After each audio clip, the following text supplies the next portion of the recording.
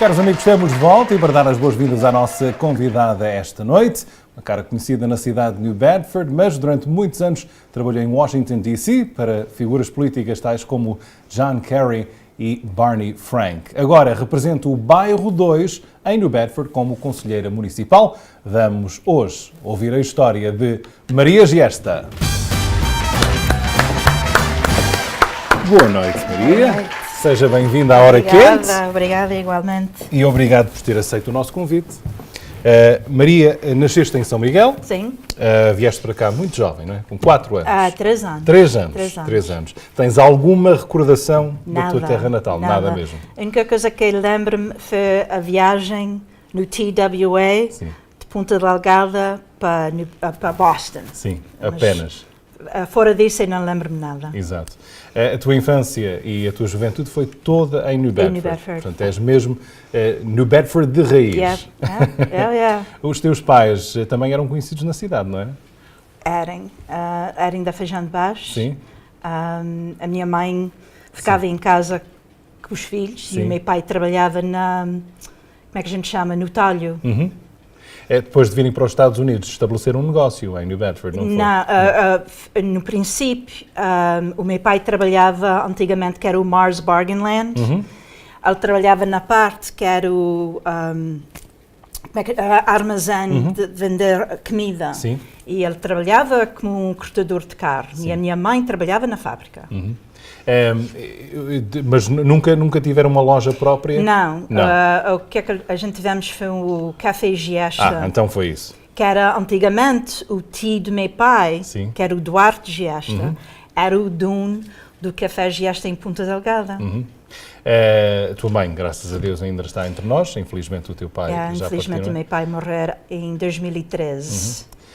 O quanto foi importante os teus pais na tua vida? Desde que eu lembro-me sempre. Naquele tempo eu era a única filha, tenho 3 irmãos. A coisa mais importante para meus pais era a escola. E eles sempre puxaram. Não fazia diferença que era rapariga. Para dizer a verdade, o meu pai nunca queria que eu casasse. Sempre queria Maria ao seu lado. Mas desde que eu lembro. E também a minha avó Jorginha Giesta nasceu em Fall River. E quando ela tinha 9 anos, a família foi para trás para São Miguel. Exato. Ela casou, criou 6 filhos e depois talvez 1965 ela veio para trás para a América e ela perguntou aos 6 filhos se eles também queriam vir. Sim. E o meu pai e a minha mãe resolverem para vir para a América. Muito bem. A escola, também fizeste escola em New Bedford, primária, secundária, high school. E ficaste na área também para a universidade, não é? Eu fiquei aqui na área, eu fui para a SMU, que agora é o UMass Dartmouth, e graduei em 1985 com Political Science, como a gente chama, não sei como é que a gente explica. Ciências políticas. Ciências políticas, ok. E depois eu fiz a entrevista para um trabalho com o John Kerry. E já vamos chegar aí, mas quero recuar um bocadinho. Porquê é que quis seguir esse tipo de carreira? Porquê é que quis estudar política? Porque sempre na minha vida, que eu lembro-me, a minha família, o meu pai, sempre estava envolvido com a política. Sim. E era a maneira que a gente podia ajudar a nossa comunidade. E eu lembro que a minha avó tinha um grande amor à sua terra de nascimento. Ela até dizia que a minha irmãzinha Stephanie, que nasceu aqui, mas a minha avó que era o real Americans. Aquilo foi sempre parte da minha família. Sim. O meu pai, a minha mãe, os meus irmãos, a gente sempre fomos envolvidos na política. Quando tu estudaste ciências políticas, tinhas alguma ambição, algum plano naquela altura daquilo que querias fazer com aquele curso? Nunca na vida. Nunca. Não. Eu queria ajudar pessoas. Sim. Eu não tinha esperança nenhuma para ir para Washington, D.C. Aquilo foi uma grande surpresa. E outra vez foi mostra a qualidade dos meus pais, porque naquele tempo, muita gente está esquecida também, uma rapariga naquele tempo era para casar, a gente podia estudar, Sim. mas era para casar e ter a nossa família, Exato. não era? E quando os meus pais souberem que eu tinha a entrevista com o John Kerry, o trabalho era para ser em Boston, Sim. mas eles deram o trabalho a outra pessoa. E eles chamarem para trás e disserem, olha, temos um trabalho em Washington, D.C., queres fazer entrevista lá?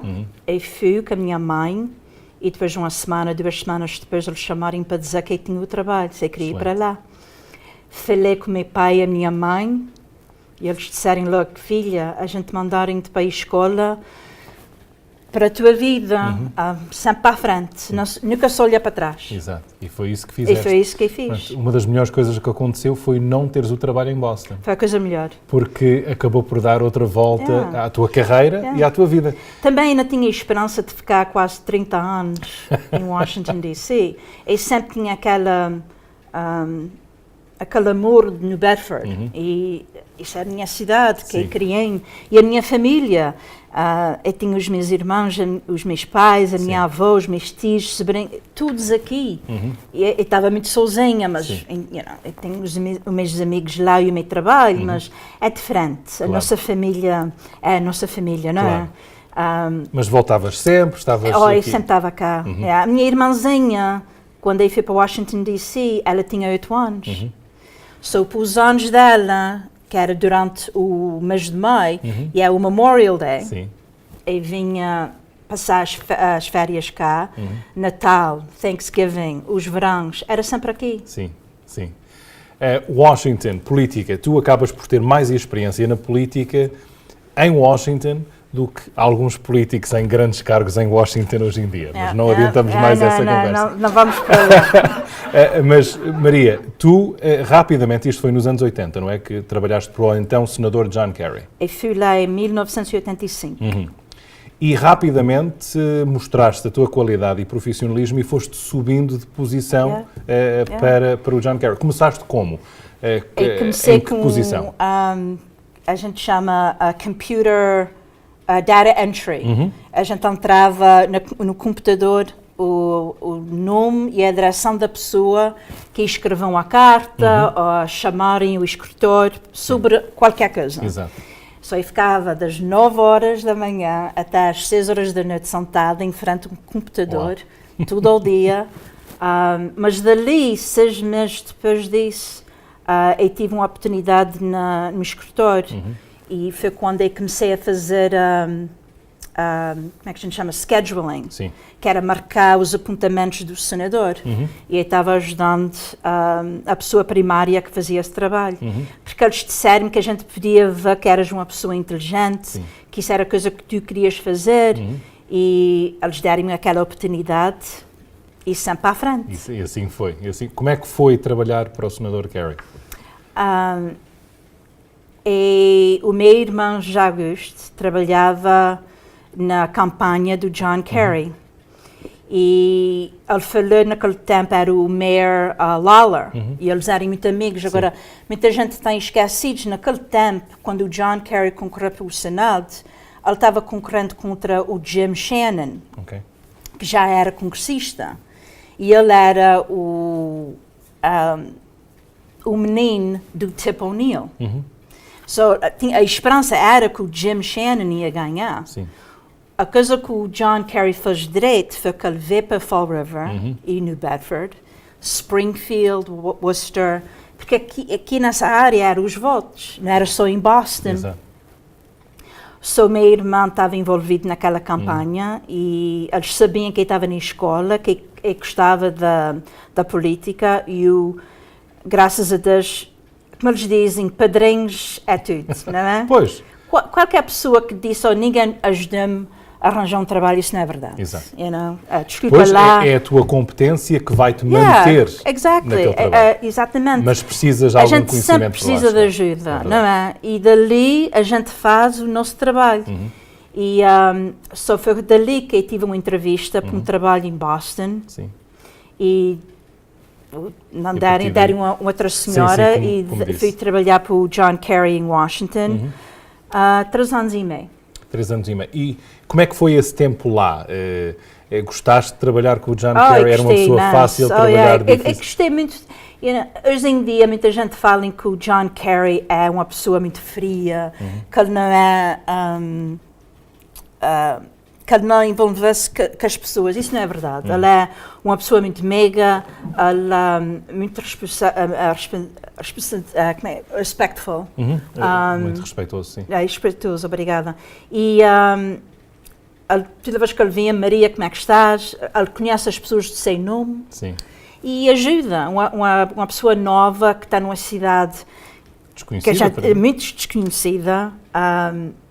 A primeira vez que eu fui para Washington, D.C., disse, oh my God, o que é que eu fui fazer? E como é que conseguiste, uma jovem, a chegar a uma cidade que desconhecias, uma cidade difícil, já de si? E naquele tempo era mais difícil que hoje em dia. Tinha muito crime e, foi difícil, mas eu sempre lembro-me dos meus pais. Sim. Eles vierem para uma nação sem saber a língua, a comida, não tinha ninguém conhecido aqui fora da minha avó. Se eles podiam, que a sua vida aqui, também podia fazer a minha vida em Washington, D.C. Não foi fácil, no princípio, eu não tinha ninguém conhecido. Eu tinha lá família ou amigos, mas dali comecei a conhecer as pessoas lá no trabalho. Comecei a ser amigos, até hoje são os mesmos amigos que eu tenho. Até o outro dia a gente fomos para o Chocolate e Pimenta, um casal que eu comecei a trabalhar com eles no John Kerry.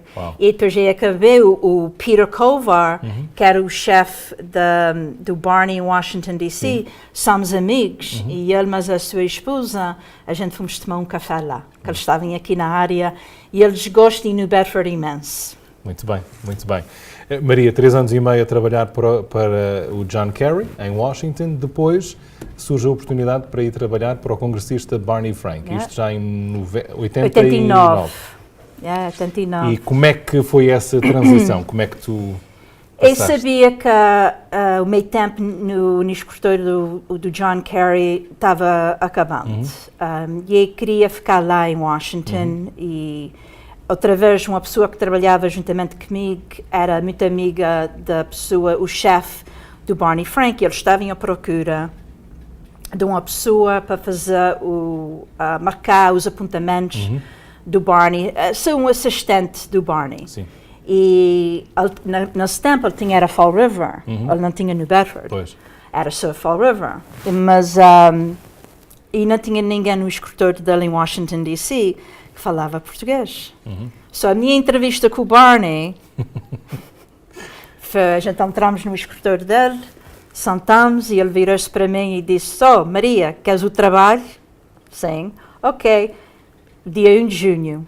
Pronto. Mas provavelmente já vinhas com boas referências ele do já senador sabia, Kerry, já sabia com quem é que estava ali. Ele tinha falado com a Deborah, que era a minha amiga, que a gente trabalhamos juntos no John Kerry, falou com o John Kerry. Naquele tempo também em Fall River tinha um senhor John Angelo, ele era conhecido da minha família, do meu pai. Sim. Ele andava muito na como era a banda da Senhora da Luz. Sim.